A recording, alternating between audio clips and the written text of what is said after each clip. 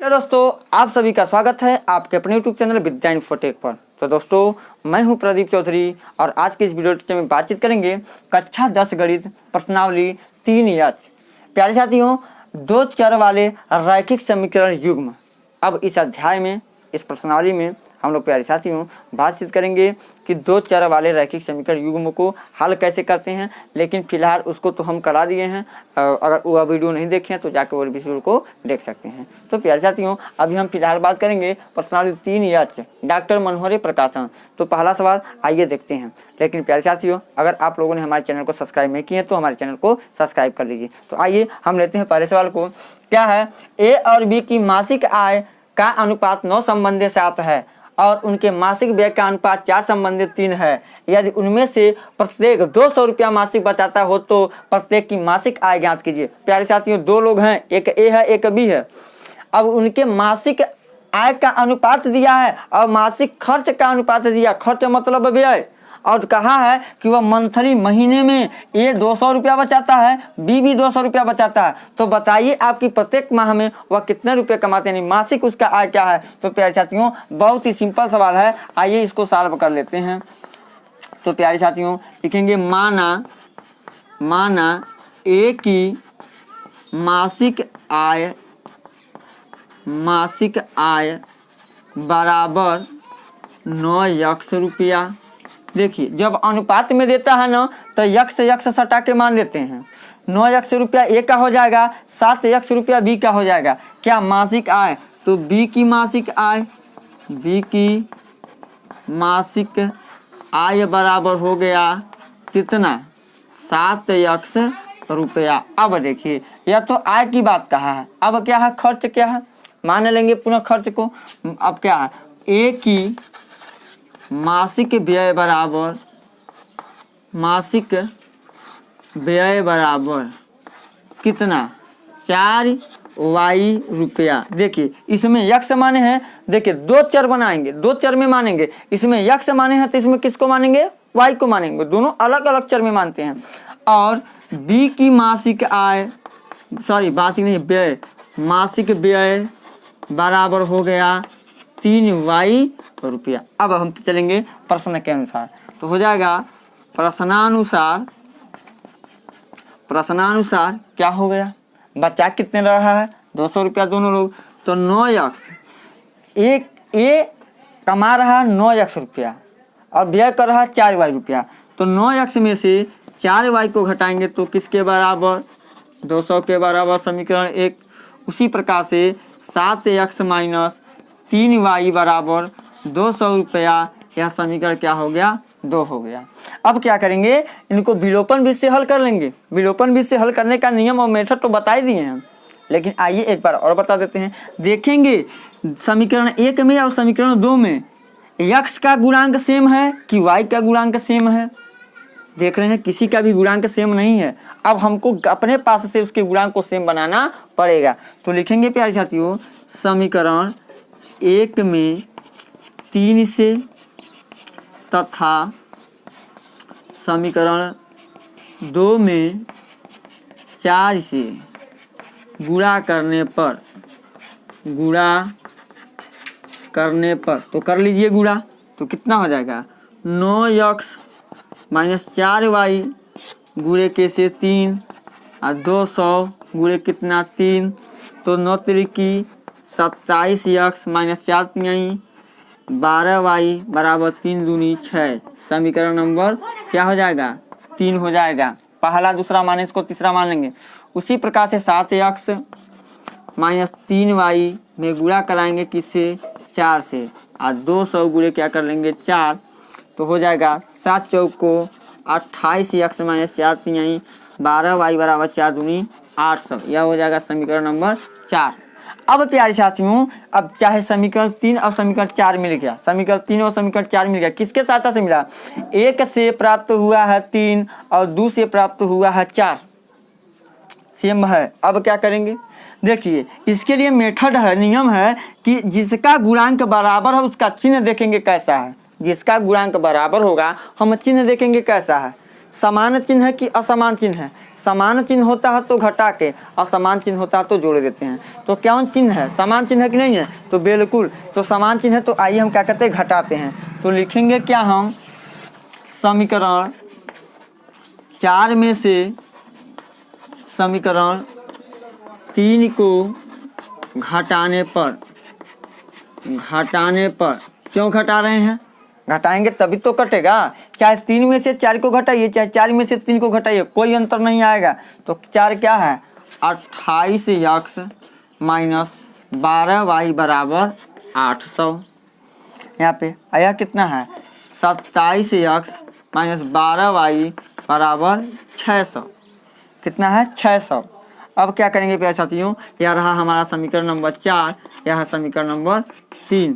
तो क्या करने पे? घटाने पे। तो घटाने पर प्यारे साथियों जिसको घटाते हैं उस समीकरण का चिन्ह बदल जाता है। देखिए 27x कैसा है? धनात्मक कि ऋणात्मक? तो धनात्मक है तो यह ऋणात्मक भी बन जाएगा। 12y कैसा है? ऋणात्मक कि धनात्मक? तो ऋणात्मक है, सेम दिखाई दे रहा है एकदम स्पष्ट से, तो यहाँ पे कहा जाएगा धनात्मक।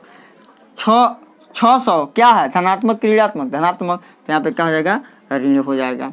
यहाँ से कट जाएगा। 28x में से 27x घटाइए, x बचेगा। 800 में से 600 घटाइए तो कितना बचेगा? 200। बस x का मान ही निकालना था। क्यों? क्योंकि प्रत्येक की मासिक आय पूछा है, तो निकल गया मासिक आय। देखिए x का मान निकल गया तो मासिक आय निकल गया। तब लिखेंगे a की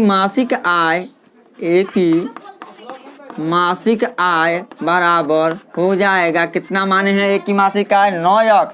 तो 9 गुणे 200 बराबर कितना हो जाएगा प्यारे साथियों? 1800 रुपया। अब b की मासिक आय, b की क्या निकालेंगे? मासिक आय बराबर कितना? तो कितना माने हैं? 7x माने हैं।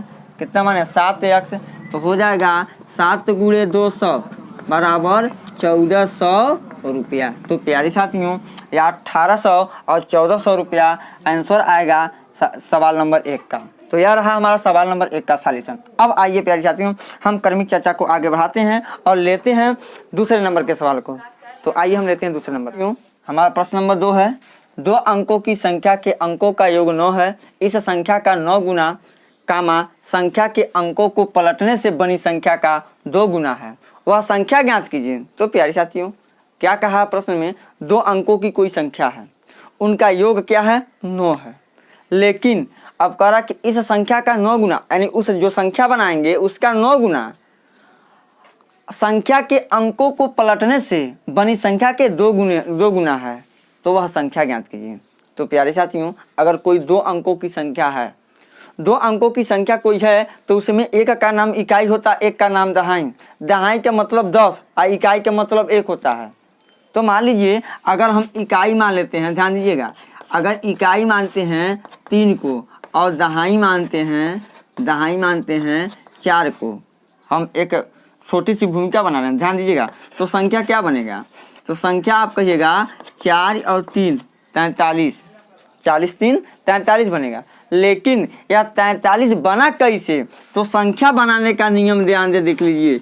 जो होता है इकाई एक होता है दहाई, तो जो दहाई होता है उसमें 10 से गुणा करते हैं और जो इकाई होता है उसमें 1 से गुणा करते हैं संख्या में, और दोनों को जोड़ लेते हैं। तो 4 दहा में 40 और 3 करने 3 और 40 3 43 संख्या बन गया नहीं बन गया? अगर मान लीजिए कि इकाई के जगह x मानते हैं, दहाई के जगह y मानते हैं, तब संख्या क्या बनेगा? तो इस प्रकार से न कहिएगा x y बनेगा, x y बिल्कुल गलत है। यह अंक है तब न कर रहे हैं, यह चर राशि है, तो यह गलत है। तो इसको इस प्रकार से संख्या का फॉर्मेट इस प्रकार से रूप में होता है। संख्या का रूप 4 गुणे 10 धन 3 गुणे 1 होता है। यानी कहने का तात्पर्य है प्यारे साथियों अगर इकाई x हो और दहाई y हो तो संख्या बनेगा, देखिए दहाई में 10 से गुणा यानी 10 गुणे y और धन कितना हो जाएगा x। वो देखिए y क्या है? दहाई में 10 से गुणा करेंगे और धन इकाई में 1 से गुणा करेंगे यानी 10y और धन क्या हो जाएगा x। यानी कहने का तात्पर्य प्यारे साथियों कि 10y प्लस x हो गया। यहाँ पे सेंस को समझिए, सेंस को जब तक समझेंगे नहीं तब तक लग नहीं पाएगा। तो अब आइए प्यारे साथियों हम करते हैं इस प्रश्न को सॉल्व। तो आइए इस प्रश्न को करते हैं सॉल्व। प्यारे साथियों, अब हम आइए इस प्रश्न पे विचार करते हैं। एक छोटी सी भूमिका बनाए हैं, आपको यकीन है कि संख्या बनाने आपको आ गया होगा। तो आइए अब इसको करते हैं सॉल्व। तो क्या लिखेंगे, 2 अंकों की संख्या है तो मान लेंगे, माना इकाई का अंक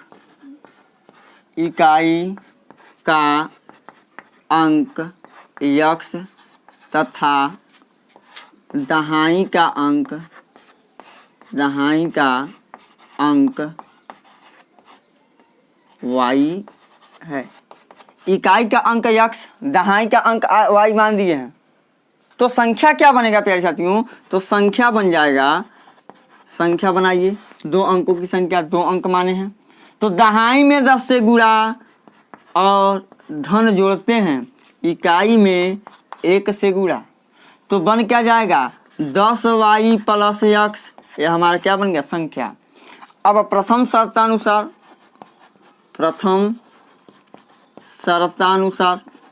तो पहला शर्त क्या है प्यारे साथियों, गौर कीजिएगा, कहा 2 अंकों की संख्या के अंकों का योग 9 है, यानी x प्लस y बराबर 9, इस समीकरण नंबर 1 मान लेंगे।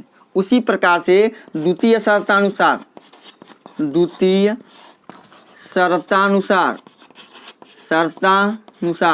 दूसरा शर्त क्या है, इस संख्या का 9 गुना, यानी कि 10y प्लस x 9 गुना का मतलब गुणा। अब देखिए गुना यहाँ पे कामन है, तो गणित में कहीं कामा दिख जाता है कोई मतलब कि सवाल में, तो इसका मतलब होता है बराबर। क्या होता है, बराबर।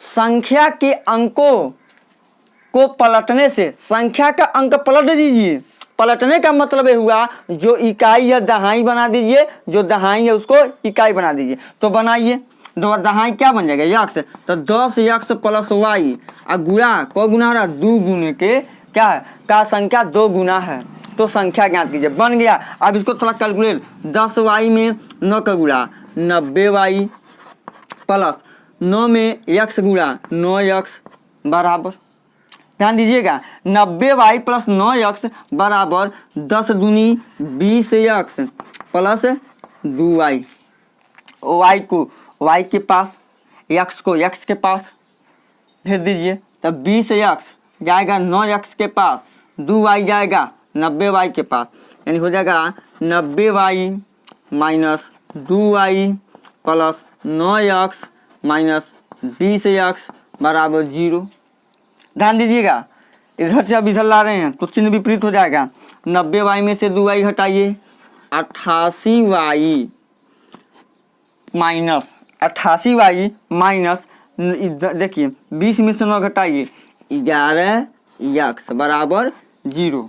अब देखिए यहाँ से हम लगा देते हैं, हो जाएगा प्यारे साथियों माइनस 11x, पहले लिख सकते हैं आप प्लस 88y के कैसा है, धनात्मक है कि ऋणात्मक, तो चिन्ह छिपा रहता है धनात्मक ना, तो यहाँ पे लिखेंगे प्लस 88y बराबर क्या 0, माइनस 11 कामन, तो x माइनस 8y बराबर 0। अब देखिए माइनस 11 x माइनस 8y में x माइनस 8y और 11 में क्या संबंध, तो गुणा का संबंध, ये गुणा वाला इधर जाएगा तो क्या हो जाएगा भाग, तो 0 बटे माइनस 11, यानी हो जाएगा x माइनस 8y बराबर 0 बटे माइनस 11। तो 0 बटे माइनस 11 का मान कितना, 0 ना होगा, केवल 0 होगा, यहाँ पे हम डायरेक्ट लिख सकते हैं कितना 0। यह हो गया समीकरण नंबर 2। अब देखिए हमको समीकरण 1 मिला और समीकरण 2 मिला। अब दोनों समीकरणों को हल करके x और y का मान नहीं ज्ञात कर सकते हैं, बिल्कुल ज्ञात कर सकते हैं। किस विधि से, विलोपन विधि का प्रयोग कीजिए। यहाँ पे x, यहाँ पे x, इसका गुणांक 1, इसका गुणांक 1, इसका चिन्ह धन, इसका चिन्ह भी धन, यानी कि इसका चिन्ह क्या है, समान है। जब समान चिन्ह होते हैं तो क्या करते हैं, घटाते हैं। तो लिख देंगे समीकरण 1 में से समीकरण 2 को घटाने पर, तो घटा दीजिए प्यारे साथियों, क्या हो जाएगा x प्लस y बराबर 9, x माइनस 8y बराबर 0। समीकरण 1 या समीकरण 2 क्या करने पे, घटाने पर, लिख दीजिए घटाने पर। तो प्यारे साथियों एक नियम है, जब घटाते हैं जिसको घटाते हैं किसको घटाते हैं समीकरण 2 को नो, तो समीकरण 2 का जो टोटल चिन्ह है बदल जाएगा। यह यक्ष किस में है, धनात्मक है, यह ऋणात्मक हो जाएगा, यह ऋणात्मक है, यह धनात्मक हो जाएगा। जीरो न धनात्मक होता न ऋणात्मक होता, आप खुद जानते हैं, यार माइनस जी लगा लेंगे तब वो कोनो दिक्कत नहीं है। देखिए यक्ष से यक्ष कैंसिल, ये वाई 1 वाई है, आई 8 वाई है, तो क वाई 9 वाई बराबर 9, तो y बराबर 9/9, 9 × 9, y का मान कितना आ गया, 1 आ गया। y का मान कितना मिल गया, 1 मिल गया। अब इस y का मान किसी भी समीकरण में रखिए, चाहे 1 में रखिए चाहे 2 में रखिए, तो किसका मान आ जाएगा, x का मान आ जाएगा। तो लिखेंगे क्या, y का मान समीकरण 1 में रखने पर, रख दीजिए, रखने पर तो क्या हो जाएगा, यक्स प्लस वाई है 9, तो होगा यक्स प्लस 1 बराबर 9, तो यक्स बराबर प्लस 1 इधर गया तो क्या हो गया, माइनस में 1, यक्स बराबर क्या आ गया, 8 आ गया। यक्स का भी मान आ गया और वाई का भी मान आ गया। तो प्यारे साथियों क्या ये हम संख्या नहीं ज्ञात कर सकते हैं, वह संख्या ज्ञात कीजिए कहा है, तो लिखेंगे अतः संख्या बराबर क्या माने थे हम, संख्या माने थे 10y प्लस 8, तो 10y के जगह y का मान, तो y का मान कितना 1 और धन में क्या 8, तो 10 × 10 प्लस 8, 10 8 कितना 18, वह संख्या क्या है 18 इस प्रश्न का राइट आंसर हो जाएगा प्यारे साथियों। तो हम क्या कर सकते हैं, जांच भी कर सकते हैं हमारा सही है कि नहीं सही है। फिर देखिए 2 अंकों की कोई संख्या, अंकों का योग 9 है, तो 1 में 8 जोड़िए 9 हो रहा है कि नहीं हो रहा, बिल्कुल हो रहा है। अब दूसरे शर्त पे भी इसको रखेंगे तो हमारा सेम पैटर्न आएगा। तो प्यारे साथियों यह रहा प्रश्न नंबर 2 का फुल सॉल्यूशन। तो अगर प्यारे साथियों मैं बार बार यही कहता हूँ, अगर वीडियो पसंद आए तो चैनल को सब्सक्राइब कीजिए, क्योंकि प्यारे साथियों मेरा 1000 सब्सक्राइबर अभी पूरा होने वाले ही हैं। तो आप लोग थोड़ा सा मदद कीजिए, तब हम आपको लाइव आके पढ़ा सकूँ। तो प्यारे साथियों देख लीजिए प्रश्न नंबर 2 का एक फुल सॉल्यूशन है। तो अब हम कर्मिक चर्चा को आगे बढ़ाते हैं और लेते हैं प्रश्न नंबर 3। तो प्यारे साथियों प्रश्न नंबर 3 है, एक पुस्तक विक्रेता ने अपनी पुस्तक 24 रुपये में बेचकर उतने ही प्रतिशत लाभ उठाया जितने रुपये में उसने पुस्तक को खरीदा था। तो पुस्तक का क्रय मूल्य बताइए। तो इसमें प्यारे साथियों थोड़ा सा लाभ हानि का फार्मूला चलेगा। प्रश्न में कहा है कि एक पुस्तक विक्रेता ने 24 रुपये में पुस्तक को बेचा है, 24 रुपये में बेचने पर उतने ही प्रतिशत का लाभ होता है जितने में वह पुस्तक को खरीदा था। तो क्रय मूल्य बताइए।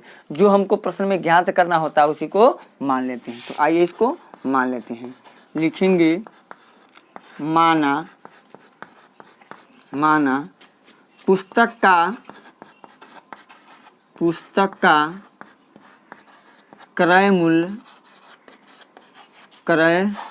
बराबर यक्स रुपया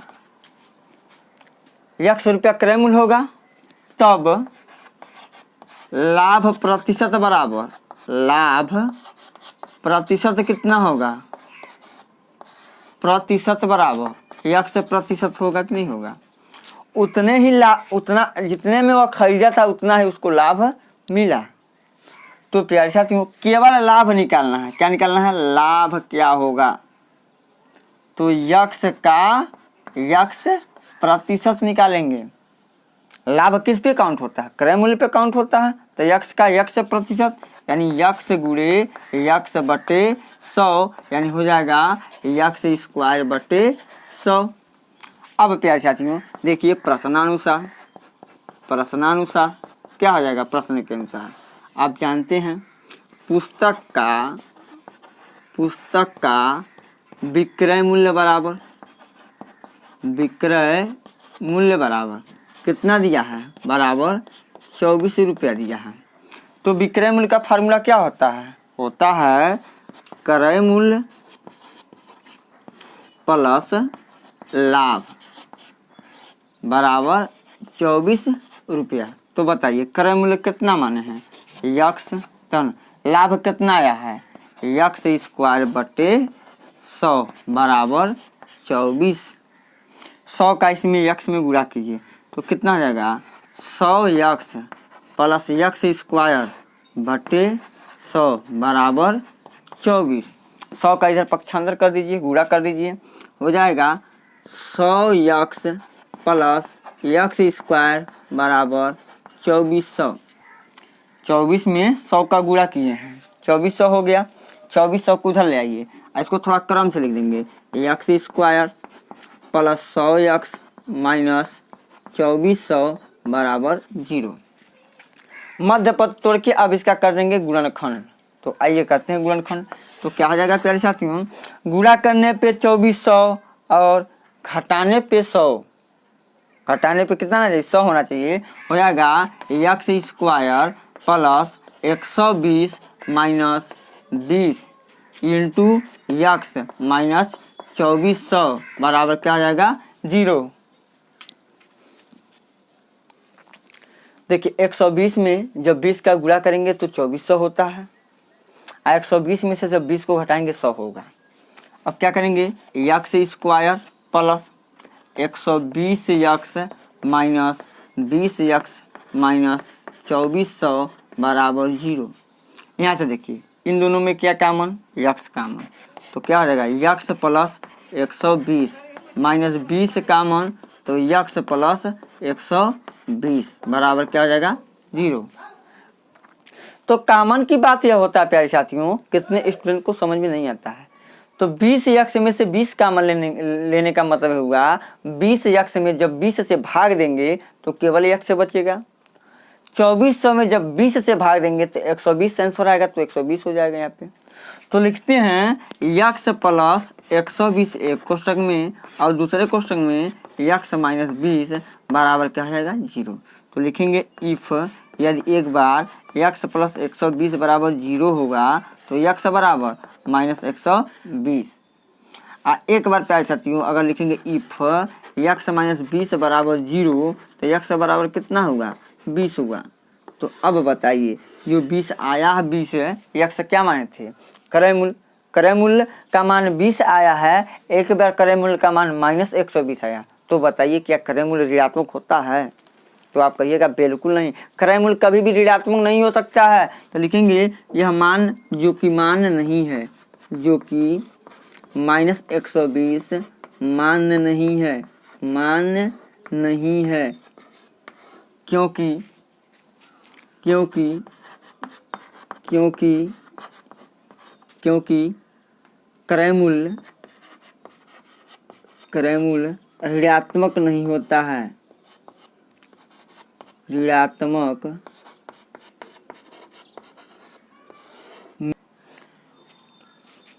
में नहीं होता है।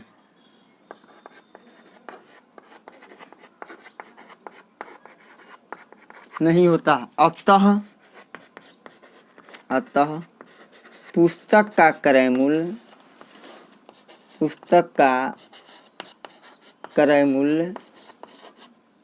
कितना रुपया 20 रुपया है। यह रहा सॉल्यूशन, हमारा आंसर होगा यक्स बराबर 20 को लेंगे। यह रहा प्यारे साथियों प्रश्न नंबर 3 का सॉल्यूशन। आप वीडियो को रोक के नोट्स बना सकते हैं। तो अब प्यारे साथियों हम क्रमिक चर्चा को आगे बढ़ाते हैं, लेते हैं प्रश्न नंबर 4 को। प्रश्न नंबर 4 है 5 पेंसिल तथा 7 कलमों का मूल्य 50 रुपया है, जबकि 7 पेंसिल तथा 5 कलमों का कुल मूल्य 46 रुपया है। एक पेंसिल का मूल्य तथा एक कलम का मूल्य ज्ञात कीजिए। हमको एक पेंसिल का मूल्य और एक कलम का मूल्य ज्ञात करना है। तो आप बताइए अगर एक पेंसिल का मूल्य, ध्यान दीजिएगा यहाँ पे छोटी सी भूमिका बनाते हैं, बहुत स्टूडेंट गलती कर देते हैं। अगर एक पेंसिल का मूल्य हम कह दें 5 रुपया है, एक बात बता रहे हैं, एक भूमिका बना रहे हैं, यह प्रश्न का उत्तर नहीं है। अगर हम कहें एक पेंसिल का मूल्य 5 रुपया है तो 6 पेंसिल का मूल्य कितना होगा, 6 पेंसिल का मूल्य कितना होगा, तो 6 पचे 30 आप बोलेंगे कि नहीं बोलेंगे, बिल्कुल बोलेंगे। और कह दिए यानी एक पेंसिल का मूल्य यक्स रुपया है तो 7 पेंसिल का मूल्य कितना हो जाएगा, तो प्यारे साथियों हो जाएगा 7 यक्स रुपया। गुणा करते हैं जोड़ते नहीं है। बहुत स्टूडेंट कहते हैं यक्स प्लस 7 रुपया, तो बिल्कुल यह गलत आप लोग बताते हैं। उसका होता है 7 इंटू यक्स होता, क्यों? तो भाई तो 6 5 11 रुपया हो जाएगा जोड़ेंगे तो 6 5, लेकिन कितना होता है 30 रुपया होता है।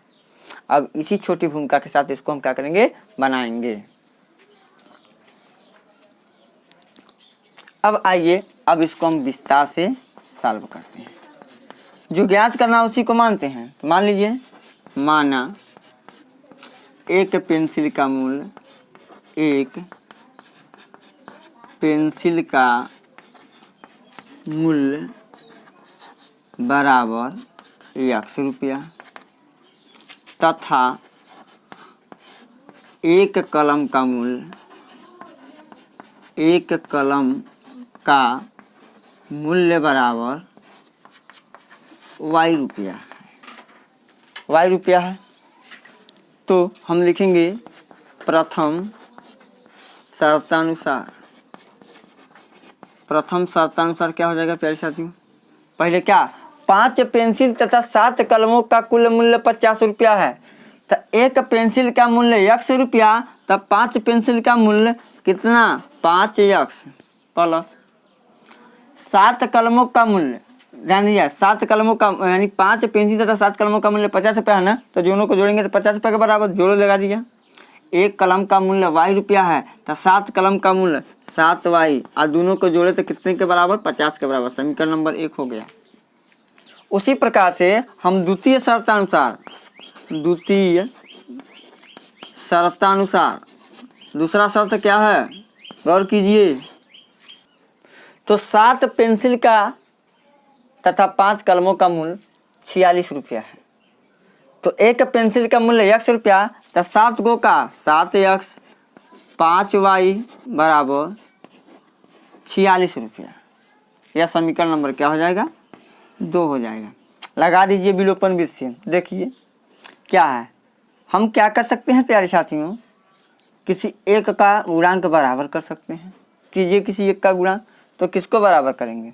चलिए हम कर लेते हैं y यक्स वाले टर्म को बराबर, बराबर नहीं है तो क्या है, समीकरण 1 में 7 से तथा समीकरण 2 में 5 से गुणा करने पर, गुणा कर दीजिए।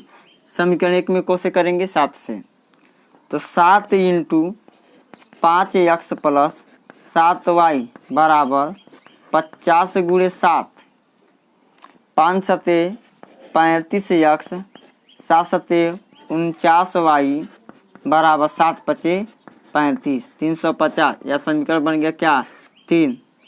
उसी प्रकार से हम 7 यक्स प्लस 5y गुणा कर लेंगे किससे, 5 से, बराबर 46 गुणे 5 करिए। 5 सते 35 यक्स, 5 पचे 25y बराबर 6 पचे 30, 5 चौक को 20, 20 3 23, 230।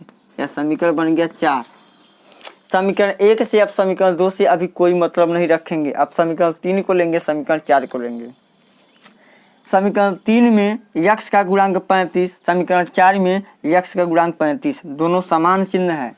तो समान चिन्ह होते हैं तो क्या करते हैं, तो प्यारे साथियों समान चिन्ह होने पे घटाते हैं। यानी कि लिखेंगे समीकरण 3 में से समीकरण 4 को घटाने पर घटा दीजिए। समीकरण 3 क्या है, 35 यक्स प्लस 49y बराबर 350। यह समीकरण नंबर 3 है। उसके बाद दूसरा समीकरण है 35 यक्स प्लस 25y बराबर 230। यह समीकरण नंबर क्या है, 4 है। तो प्यारे साथियों क्या करने पे, घटाने पर, तो आप जानते हैं कि घटाने पे जिसको घटाते हैं उसका चिन्ह विपरीत हो जाता है। तो यह माइनस होगा, यह प्लस है तो माइनस, ये भी माइनस, यहाँ से कट गया। 49y में से 25y निकाल दीजिए, कितना बचेगा? तो बच जाएगा 9 में से 5 गया 4, 4 में से 2 गया 2, y बराबर, इसको निकालिए तो कितना हो जाएगा 120। y बराबर तो हो जाएगा 120 बटे 24, 24 से काट दीजिए 5 बार में, 24 पच्चे 120, यानी कि y बराबर आ गया 5। तो प्यारे साथियों y का मान मिल गया। y का मतलब क्या? y का मतलब ये हुआ कि y किसका मान है? कलम का मूल्य, यानी एक कलम का मूल्य आ गया। अब हम क्या करेंगे, y का मान जो 5 आया है, चाहे समीकरण 1 में रखें, चाहे 2 में रखें, चाहे 3 में रखें, चाहे 4 में रखेंगे तो x का मान प्राप्त हो जाएगा। तो रखिए, लिखेंगे y बराबर 5 मान समीकरण 1 में रखने पर रखिए समीकरण 1 में। समीकरण 1 क्या है? 5x प्लस 7y, तो 7 है, y में क्या संबंध? गुणा, तो y का मान कितना है? 5 बराबर कितना? 50। तो हो गया 5x प्लस 5 सत्ते 35 बराबर कितना? 50।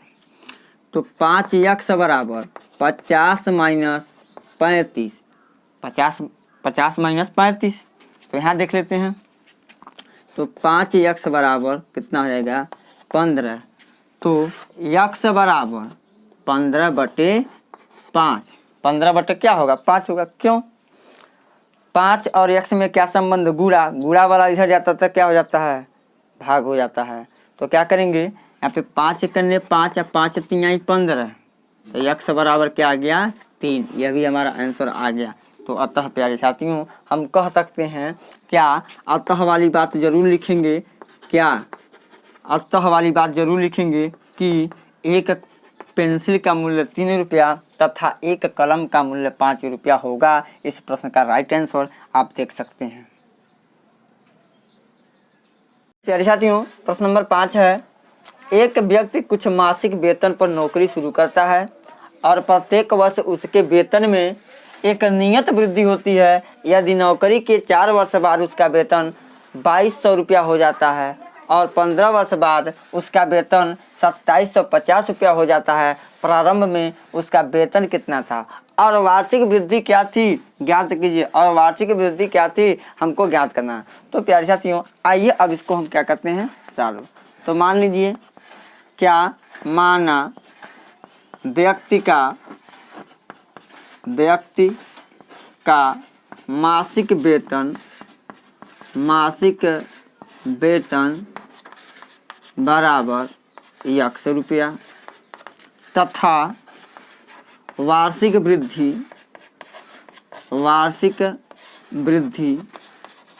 बराबर कितना है? y रुपया है। थोड़ा गौर कीजिएगा, प्रश्न का सेंस समझिए। अब हम लिखेंगे प्रथम, तो प्रथम शर्तानुसार क्या हो जाएगा? ध्यान दीजिएगा, गौर कीजिएगा। कहा है एक नियत वृद्धि होती है यदि नौकरी के 4 वर्ष बाद उसका वेतन 2200 रुपया हो जाता है। 4 वर्ष के बाद x रुपया तो मिलवा करेगा और 4 वर्ष के बाद हर साल y रुपया वृद्धि, तो 4 साल में कितना वृद्धि? 4y होगा प्लस 4y, तब उसका वेतन कितना हो जा रहा है? 2200। यह समीकरण नंबर क्या बना प्यारे साथियों? 1 बन गया। अब हम चलेंगे द्वितीय शर्तानुसार। दूसरा शर्त क्या है प्यारे साथियों? गौर कीजिएगा। 15 वर्ष के बाद ना तो x रुपया तो मिल ही रहा है, लेकिन 15 वर्ष के बाद हर साल कितना बढ़ रहा? y रुपया बढ़ रहा है। तो 15 साल में तो 15y हो गया, तो कुल टोटल वेतन उसका मिलेगा 2750 रुपया। हो गया समीकरण नंबर 2। अब लगा दीजिए, हल करिए, सरल है। x का गुणांक 1, चिन्ह भी समान है। जब प्यारे साथियों चिन्ह और गुणांक बराबर होते हैं, समान चिन्ह होते हैं, तो क्या करते हैं? घटाते हैं। तो लिखेंगे समीकरण 1 में से समीकरण 2 को घटाने पर, घटा दीजिए, चाहे समीकरण 1 में से 2 को घटाइए, चाहे 2 में से 1 को घटा दीजिए। तो क्या हो जाएगा यक्स प्लस 4y बराबर 2200। अब क्या है यक्स प्लस 15y बराबर 2750। क्या करने पे घटाने पर तो लिख दीजिए घटाने पर समीकरण 1 समीकरण 2 चिन्ह विपरीत हो जाएगा। देखिए यहाँ से कट जाएगा प्लस 4y माइनस 15y तो माइनस बचेगा 11y बराबर। अब देखिए यहाँ पे यह माइनस है, यह 2700 किस में है 2750 रुपया माइनस है, यहाँ पे 2200 रुपया है तो घटा दीजिए 2750 में से 2200 तो क्या कितना हो जाएगा 550, वो भी किस में माइनस में, तो माइनस हम लगा देंगे। अब देखिए प्यारे साथियों हो गया क्या माइनस 11y बराबर माइनस 550 तो y बराबर माइनस 550 बटे माइनस 11, माइनस से माइनस कैंसिल 11 कम 11 11 पचे 55 50 हो गया। y बराबर कितना हो गया 50। एक आंसर आ गया, y का मान आ गया। अब हम x का मान निकाल लेंगे। यह y का मान चाहे समीकरण 1 में रखिए चाहे समीकरण 2 में रखिए x का मान प्राप्त हो जाएगा। तो लिखेंगे y बराबर 50 मान समीकरण 1 में रखने पर, 1 में रखने पर रख दीजिए, 1 है यहाँ पे तो हो जाएगा x प्लस 4y 4 गुणे 50 बराबर कितना 2200 तो 2200 लिख देंगे। x प्लस 5 चौक को 20 यानी कि 200 बराबर 2200, x बराबर 2200 माइनस 200 तो x बराबर कितना 2000। यह 2000 भी आंसर आ गया। क्या है 50 यह रुपया है, यह 2000 भी रुपया है, लिख सकते हैं। अतः व्यक्ति का मासिक वेतन 2000 रुपया तथा वार्षिक वृद्धि 50 रुपया है। अतः वाली बात जरूर नोट कर लीजिए। अतः व्यक्ति का मासिक वेतन 50 बराबर 2000 रुपया तथा वार्षिक वृद्धि बराबर 50 रुपया है। इस प्रश्न का राइट आंसर। तो प्यारे साथियों आई होप आपको बहुत अच्छा तरह से समझ में आया होगा। तो इस प्रश्न को आप रोक के नोट कर सकते हैं। यह रहा प्रश्न नंबर 5। अब प्यारे साथियों हम क्रमिक चर्चा को आगे बढ़ाते हैं और लेते हैं प्रश्न नंबर 6 को। तो प्यारे साथियों प्रश्न नंबर 6 है मेवे के 700 ग्राम के एक पैकेट की लागत 72 रुपया है।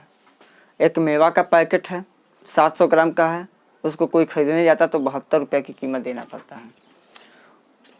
इसमें कुछ काजू की गिरी और शेष किशमिश है। जो 700 ग्राम का पैकेट है उसमें कुछ काजू की गिरी है और कुछ किशमिश है।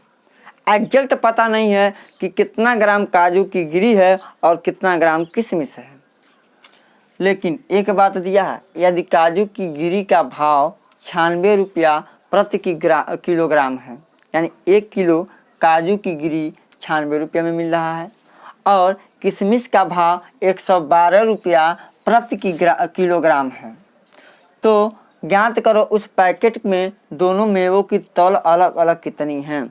हमको ज्ञात करना है जो 700 ग्राम का पैकेट है तो को ग्राम काजू की गिरी है और को ग्राम किशमिश है। तो आइए अब इसको हम सॉल्व करते हैं। बहुत ही सिंपल सवाल है। मान लेंगे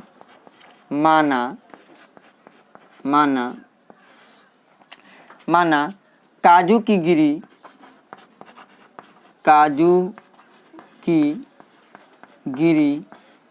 बराबर x ग्राम है तथा किशमिश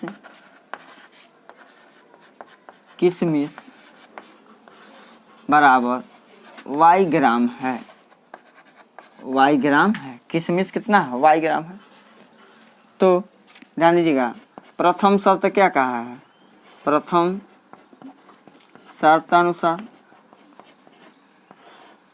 मेवे के 700 ग्राम के पैकेट है ना, तो x ग्राम काजू की गिरी और y ग्राम किशमिश है, तो यानी कि x प्लस y बराबर 700। यह समीकरण नंबर क्या बनेगा? ए। अब द्वितीय शर्तानुसार ध्यान दीजिएगा क्या कहा है कि काजू की गिरी का भाव 96 रुपया प्रति किलोग्राम है, यानी 1 किलोग्राम में कितना ग्राम, यानी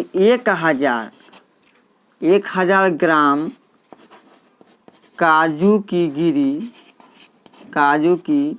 गिरी की कीमत बराबर कितना है? 96 रुपया।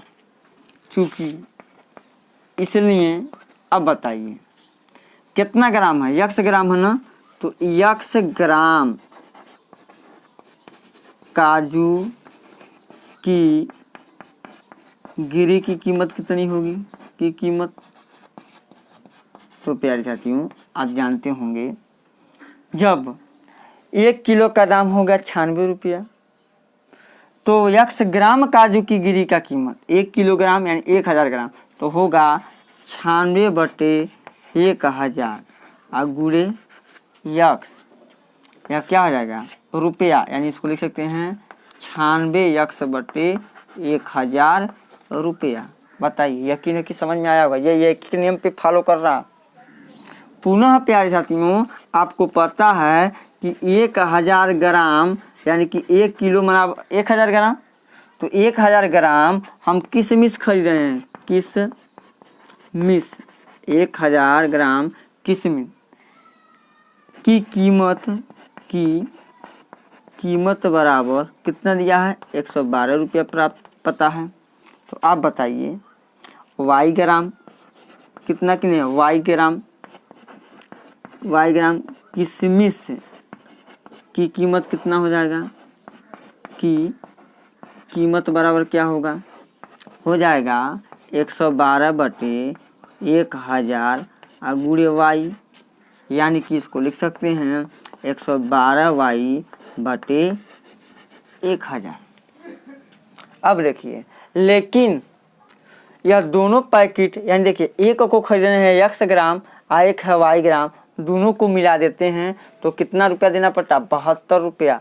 यानी कि हम लिख सकते हैं क्या कि 96x/1000 प्लस 112 कितना है? y, 112y/1000 बराबर कितना दे रहा है?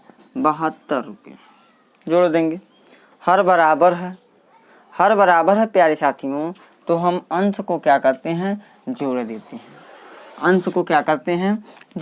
हैं। तो 96x प्लस 112 यहाँ पे लिख देंगे। यहाँ से हम बना देते हैं, जगह कम होने के नाते हो जाएगा 96x प्लस 112y/1000 बराबर हो जाएगा 72 हो गया। अब गौर कीजिए, ऊपर देखिए कॉमन क्या है? ऊपर 16 कॉमन है कि नहीं कॉमन है? बिल्कुल कॉमन है। आप कह सकते हैं 16 कॉमन है, तो 16 कॉमन भी ले सकते हैं, चाहे 1000 का इसमें गुणा कर दीजिए तो हो क्या जाएगा? 96x प्लस 112y बराबर 72,000। अब देखिए हम 16 कॉमन लेंगे। हम क्या करते हैं? 16 को कॉमन लेते हैं। तो जब 96x 16 कॉमन ले लेंगे तो कितने बार में जाएगा? 16 छक्का 96, 6x प्लस 16 सत्ते कितना हो जाएगा? 112, यानी कि 7y बराबर 72,000। यहाँ पे लिख देते हैं। तो 6x प्लस 7y बराबर 72,000/16। इसको काटिए, कितना हो जाएगा? 4500 हो जाएगा। यानी कि 6x प्लस 7y बराबर 4500। यह हो गया समीकरण नंबर 2। अब देखिए समीकरण 1 को देखिए और समीकरण 2 को देखिए। किसी का गुणांक सेम है कि बराबर है? नहीं है, तो हम क्या लिखेंगे, समीकरण एक के दोनों पक्षों में 6 से गुणा करने पर 6 से गुणा करने पर कर लीजिए गुणा, तो हो जाएगा 6x प्लस 6y बराबर 6 सत्ते 42, यानी कि 4200। यह हो गया समीकरण नंबर 3। अब समीकरण 2 में से समीकरण 3 को घटाने पर घटा दीजिए, तो 6x प्लस 7y बराबर 4500, 6x प्लस 6y बराबर 4200। समीकरण हमारा है 2, यह समीकरण हमारा है क्या, 3। तो प्यारे साथियों क्या करेंगे, घटाने पर चिन्ह विपरीत हो जाता है, बदल जाता है, कट जाएगा। 7y में से 6y गया, y बराबर 4500 में से 4200, यानी कितना आ जाएगा 300। यह आ गया 300। यह जो 300 मान आया है प्यारे साथियों, यह y का मान है, यानी कि 300 ग्राम। अब यह y का मान लिखेंगे, y का मान समीकरण 1 में रखने पर यह ग्राम है, 300 यह ग्राम है, नोट कर लीजिएगा। समीकरण 1 में रखेंगे तो क्या है, x प्लस 300 बराबर 700, तो x बराबर 700 माइनस 300 यानी कि 400 ग्राम। यह भी आंसर आ गया। तो प्यारे साथियों हमारा आंसर राइट आंसर हो जाएगा। आंसर को लिख देते हैं यहाँ से, अतः काजू की गिरी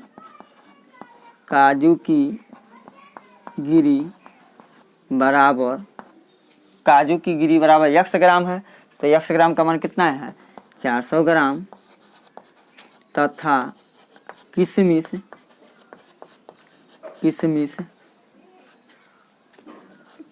हो जाएगा कितना, 300 ग्राम है। राइट आंसर हो गया प्यारे साथियों। यकीन है कि आपको समझ में आया होगा। यह रहा प्रश्न नंबर 6 का फुल सॉल्यूशन। अगर प्यारे साथियों अब आप अपने कर्मी चर्चा को आगे बढ़ाते हैं, लेते हैं प्रश्न नंबर 7 को। तो प्रश्न नंबर 7 है, किराए पर पुस्तकें देने वाले किसी पुस्तकालय का प्रथम 3 दिनों का एक नियत किराया है तथा उसके बाद प्रत्येक अतिरिक्त दिन का अलग किराया है। सरिता ने 7 दिनों तक एक पुस्तक रखने के लिए 27 रुपया अदा किए, जबकि सुशी ने एक पुस्तक 5 दिनों तक रखने के 21 रुपये अदा किए। नियत किराया तथा प्रत्येक अतिरिक्त दिन का किराया ज्ञात कीजिए। तो प्यारे साथियों हमको नियत किराया तथा प्रत्येक अतिरिक्त दिन का हमको किराया को ज्ञात करना है। देखिए प्रश्न में सब कुछ दिया हुआ है, प्रश्न में सब कुछ क्या किया गया, दिया गया है। अब इसको हम बना देंगे। देखिए क्या कहा है, किराए पर पुस्तकें देने वाले किसी पुस्तकालय का प्रथम 3 दिन का किराया नियत है, यानी अगर 3 दिन रखते हैं तो एक नियत किराया लगेगा। अगर उससे अतिरिक्त दिन देते हैं, यानी उससे ज़्यादा दिन देते हैं, तो उसके लिए किराया क्या था, तथा उसके बाद प्रत्येक अतिरिक्त दिन का अलग किराया है। प्रत्येक अतिरिक्त दिन का क्या अलग किराया है। तो सरिता ने 7 दिनों तक एक पुस्तक को रखने के लिए 27 रुपया अदा किया है और सुशी ने उसे 5 दिनों तक रखने के लिए 21 रुपया अदा किया है। तो नियत किराया तथा प्रत्येक अतिरिक्त दिन का किराया ज्ञात करना है। तो प्यारे साथियों मानेंगे, माना पहले 3 दिनों का, पहले 3 दिनों का नियत किराया, माना पहले 3 दिनों का नियत किराया कितना है, बराबर 100 रुपया, तथा अतिरिक्त दिनों का किराया, अतिरिक्त दिनों का किराया बराबर वाई रुपया है। प्रत्येक का 30 दिनों का किराया कितना मान लेंगे? वाई रुपया। तो अब प्रथम शर्तानुसार क्या होगा प्यारे साथियों? पहला शर्त क्या है? कौन रख रही है? रख रही है पहले पुस्तकालय में पुस्तक को सरिता ने 7 दिनों तक पुस्तक रखने के लिए 27 रुपया अदा किया। कौ दिनों तक सरिता रख रही है? 7 दिन में रख रही है। कहीं समझ लीजिए, 7 दिन है यहाँ पे, समझिए 7 को क्या लिख सकते हैं? तो 3 दिन का किराया 100 रुपया है। तो 7 को तोड़ेंगे 3 + 4 होगा, नहीं होगा? तो 3 दिन का किराया कितना है? 100 रुपया। आई 4 दिन का किराया कितना देना पड़ेगा? 1 दिन का वाई रुपया, 4 दिन का है तो +4 वाई नहीं होगा, तब ना मिला के 27 रुपया होगा। बताइए समझ में आया कि नहीं आया? यकीन है कि समझ में आया होगा यह बात हमारा। तो अब चलिए यहाँ पे क्या करेंगे, हम लिख देते हैं। तो क्या हो जाएगा यहाँ पे प्रथम शर्तानुसार, तो लिखेंगे x + 4y बराबर 27 रुपया। इसको मान लेते हैं समीकरण नंबर 1। समझ में आया कि नहीं है? देखिए 3 + 4 7 होगा, तो 3 दिन का किराया 100 रुपया और 4 दिन का किराया 4 वाई रुपया बराबर 27 रुपया हुआ। यह सरिता का है। यह किसका है? सरिता देती है। अब देखिए, अब आ गई सुशी ने 5 दिनों तक रखा। तो 5 दिन का, देखिए 5 को क्या लिख सकते हैं? 3 + 2, तो 3 दिन का 100 रुपया 2 दिन का कितना? +2 वाई होगा कि नहीं होगा? तो यानी दूसरा समीकरण बन जाएगा द्वितीय शर्तानुसार बनेगा क्या हमारा? x + 2y बराबर कितना रुपया दे रही है? सरिता 27 रुपया दिया, सुशी 5 दिनों तक 21 रुपया दिया। 21, इसको समीकरण क्या मानेंगे? 2। समझ में आया कि नहीं है? समीकरण को बना लिया, बहुत सिंपल है। अब क्या करेंगे? बराबर है x टर्म, तो क्या करेंगे? समान चिन्ह है, तो समीकरण 1 में से समीकरण 2 को घटाने पर तो प्यारे साथियों घटा दीजिए। क्या हो जाएगा? x + 4y बराबर 27, या समीकरण 1 x + 2y बराबर 21, या समीकरण नंबर 2 है। क्या करने पे? घटाने पर। तो लिख दीजिए घटाने पर। तो यहाँ पे माइनस, यहाँ पे माइनस, यहाँ पे माइनस, यह कट गया। 4y 2y, 4y 2y, तो 2y बराबर कितना हो जाएगा? 6। y बराबर, तो प्यारे साथियों लिख देंगे y बराबर 6/2 और 2 3 6, y बराबर कितना हो जाएगा? 3। y बराबर कितना आ गया? 3 आ गया। तब यह y का मान हम किसी भी समीकरण में रखेंगे, चाहे तो समीकरण 1 में रखिए, चाहे तो समीकरण 2 में रखिए। तो लिखेंगे y बराबर 3 मान समीकरण 1 में रखने पर रख दीजिए। समीकरण 1 में क्या है? x + 4 × 3 बराबर 27, x + 12 बराबर 27, तो x बराबर 27 - 12, तो x बराबर हो जाएगा 15। तो प्यारे साथियों x बराबर 15 आ गया। तो यह कैंसर यह हुआ और यह कैंसर यह हुआ। तो यानी कहने का तात्पर्य y का मान 3 या रुपया है, यह भी 15 क्या है? रुपया है। तो क्या लिख सकते हैं? अतः पहले 3 दिनों का नियत किराया 100 रुपया। अतः वाली बात जरूर लिख दीजिए प्यारे साथियों। इसको हम मिटा देते हैं थोड़ा। अतः प्रत्येक 3 दिनों का नियत किराया 15 रुपया हो जाएगा तथा प्रत्येक अतिरिक्त दिन का किराया 3 रुपया हो जाएगा। क्योंकि x का मान 15 आया है, y का मान 3 आया है। हम यहाँ पे पहले 3 दिनों का नियत किराया बराबर 100 रुपया माने थे तथा प्रत्येक अतिरिक्त दिनों का किराया y रुपया माने थे। तो यह रहा फुल सॉल्यूशन प्रश्न नंबर 7 का। तो प्यारे साथियों आई होप कि आपको समझ में आया होगा। तो अब हम बढ़ते हैं अगले नंबर क्वेश्चन पे, यानी क्वेश्चन नंबर 8। प्यारे साथियों, प्रश्न नंबर 8 है, कुछ धन किसानों के बीच बराबर बराबर बांटा जाना है। यदि दो किसान कम होते तो प्रत्येक को 50 रुपए अधिक मिलते। यदि किसानों की संख्या 2 अधिक होती तो प्रत्येक किसान को 25 रुपया कम मिलते। कुल धनराशि और किसानों की संख्या ज्ञात कीजिए। तो सॉल्व करेंगे इसको प्यारे साथियों। क्या होगा, मान लेंगे, माना कुल धनराशि बराबर 100 रुपया तथा कुल किसानों की संख्या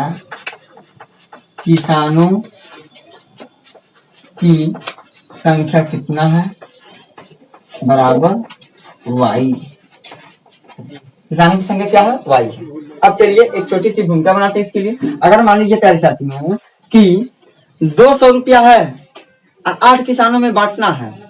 200 रुपया है, रुपया कितना है हमारे पास, 200 है। और किसानों की संख्या कितनी है, किसान है हमारे पास 8।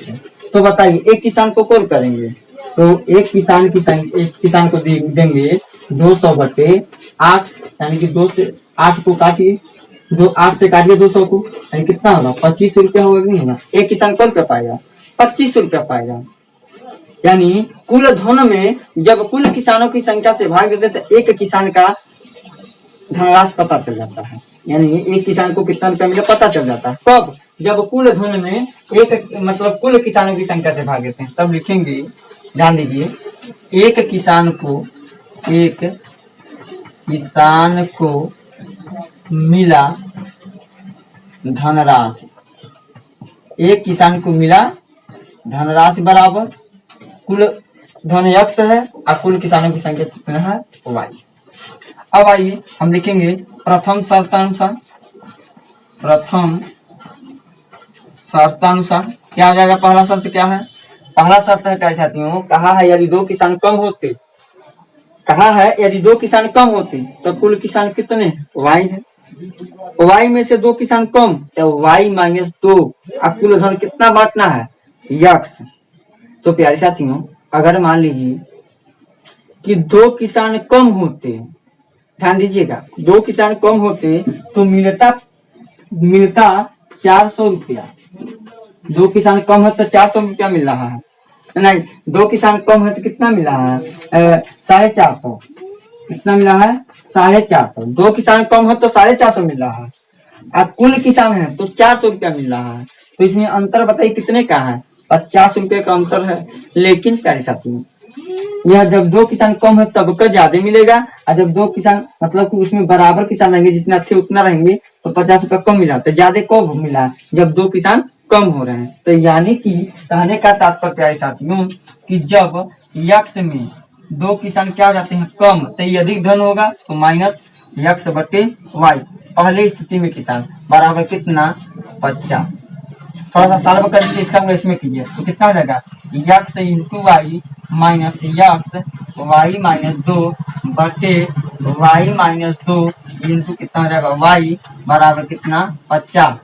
गुणा करा दीजिए, क्या x into y minus x into y plus 2x बटे y में y गुणा y स्क्वायर माइनस 2y बराबर कितना हो जाएगा, 50। इतने से इतना कट जाएगा, क्या बचा, 2x बटे y स्क्वायर माइनस 2y बराबर 50 बटे 1 लिख सकते हैं। ठीक है, गुणा कर दीजिए, 2 का गुणा 2x में, तो 2x बराबर कितना जाएगा, 50 into Y square minus 2y हो गया। अब क्या साथियों यहाँ पे क्या, तो अब देखिए 2 से 50 को डायरेक्ट यहाँ से काट सकते हैं, 2 से 50 का डायरेक्ट काट सकते हैं, 25 गुना 50 हो गया। तो क्या होगा प्यारे साथियों, थोड़ा गौर कीजिएगा, हो जाएगा x बराबर वाई स्क्वायर माइनस 2y, या समीकरण 2y यहाँ पे इंटू में x, इंटू में 25 बचा ना प्यारे साथियों, यहाँ पे 25 बचा, देखिए 25, इसको मान लेंगे समीकरण नंबर 1। अब चलेंगे द्वितीय शर्तानुसार। ध्यान दीजिएगा, अगर कह रहा द्वितीय शर्त, अगर 2 किसान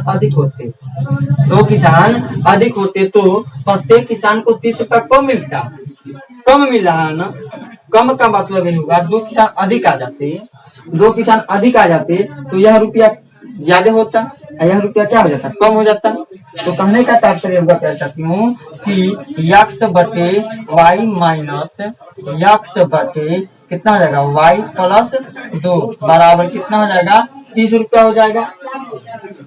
अब इसका भी हम तिर्यक गुणा करेंगे, y का गुणा y प्लस 2 में, यक्स का गुणा तिर्यक गुणा x into y plus 2 minus x into y, अब बटे में हो जाएगा इन दोनों का गुणा आपस में y इंटू वाई प्लस 2 बराबर कितना है 30 है।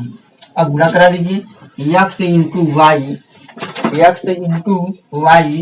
Plus 2x minus x into y बटे इन दोनों का गुणा आपस में वाई स्क्वायर प्लस 2y बराबर कितना है प्यारे साथियों 30 है। यक्स इंटू वाई से यक्स इंटू वाई कैंसिल, तो अब हो जाएगा ध्यान दीजिएगा 2x बटे वाई स्क्वायर प्लस 2y बराबर कितना है 30 बटे 1 लिखेंगे, तो ये गुणा कर लेंगे तो क्या हो जाएगा प्यारे साथियों इसका गुणा इसमें, तो 2x बराबर 30 into Y square plus 2y हो जाएगा, 2 से काट दीजिए 15 बार में कट जाएगा, x बराबर 15 into Y square plus 2y, यह समीकरण नंबर हो गया 2। अब देखिए प्यारे साथियों समीकरण नंबर 1 को देखिए, समीकरण नंबर 2 को देखिए। प्यारे साथी समीकरण 1 में देख रहे हैं ये भी x का मान है, ये भी x का मान है, यानी कि यहाँ पे लिख सकते हैं समीकरण 1 बराबर है किसकी समीकरण 2 की, समीकरण 1 बराबर समीकरण 2 की नहीं है। जब x का मान है भी x का मान है भी, तो ये दोनों पर पक्ष बराबर होगा कि नहीं होगा, बिल्कुल होगा, यानी लिख सकते हैं क्या 25 into Y square minus 2y बराबर 15 into Y square plus 2y। अब देखिएगा उसे इसको सॉल्व कर सकते हैं, 5 से काट दीजिए 5 पचे 25, अब 5 3 15, इसमें गुणा इसमें कर लीजिए तो 5 वाई स्क्वायर माइनस 10y बराबर यह क्या हो जाएगा प्यारे साथियों कि 3 वाई स्क्वायर प्लस 3 दूनी 6y। अब चलिए 5 y square minus 3 y square बराबर कितना हो जाएगा 10, यानी कि 10y का प्लस 6y, तो 5 में से 3 गया, 5 में से 3 गया कितना हो जाएगा 2y स्क्वायर बराबर कितना हो जाएगा 10 16y। अब 1y से 1y यहाँ से कैंसिल हो जाएगा चल साथियों, तो 2y बराबर कितना 16, तो y बराबर 16 बटे 2 और 208 गुनी 16, तो प्यारे साथियों हो गया क्या यहाँ पे y बराबर 8, y बराबर क्या आ गया 8 आ गया। तो जब प्यारे साथियों y का मान 8 आ गया तो चाहे समीकरण 1 में रख दीजिए चाहे समीकरण 2 में रख दीजिए x का मान प्राप्त हो जाएगा। तो लिखेंगे y बराबर 8 मान समीकरण 1 में रखने पर, समीकरण 1 में रखने पर, तो रख लीजिए समीकरण 1 पर। समीकरण कहाँ पे यहाँ पे है, x बराबर है प्यारे साथियों वाई स्क्वायर यानी कि 8 का स्क्वायर माइनस 2 गुणे 8 इंटू कितना है 25, तो 25 लिख देंगे, 8 का स्क्वायर 64 माइनस 8 गुनी 16 और गुणे कितना 25 है तो 25 लिखेंगे। तो अब 64 में से 16 घटा दीजिए तो 14 में से 16 जाएगा 8 होगा, 5 में से 1 जाएगा 4, 48 गुणे कितना जाएगा 25, तो 25 बटे 200 0 हासिल 20, 25 चौको 100, 100 में 120 हो जाएगा, 1200 रुपया हो जाएगा। तो प्यारे साथियों x का भी मान निकल गया और y का भी मान निकल गया है, तो दोनों आंसर प्राप्त हो गया। हम क्या किए इसको बहुत ही सिंपल तरीके से आपको बताए हैं। तो प्यारे साथियों अतः लिख सकते हैं अतः कुल धनराशि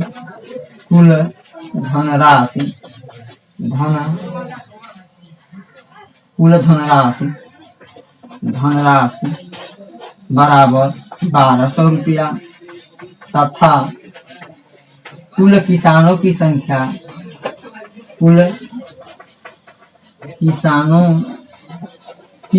संख्या बराबर कितना है 8। यह रहा हमारा प्यारे साथियों प्रश्न नंबर 8 का सॉल्यूशन थोड़ा बड़ा था, थोड़ा समझने वाला था प्रश्न, आप इसको रोक के नोट कर सकते हैं। तो प्यारे साथियों आज के वीडियो लेक्चर में हम यहीं तक बात करेंगे, पुनः मिलते हैं अगले वीडियो लेक्चर में। तो प्यारे साथियों पूरा वीडियो देखने के लिए आप लोगों का बहुत बहुत धन्यवाद। प्यारे साथियों अगर हमारे चैनल को सब्सक्राइब नहीं किया तो चैनल को सब्सक्राइब कीजिए। धन्यवाद।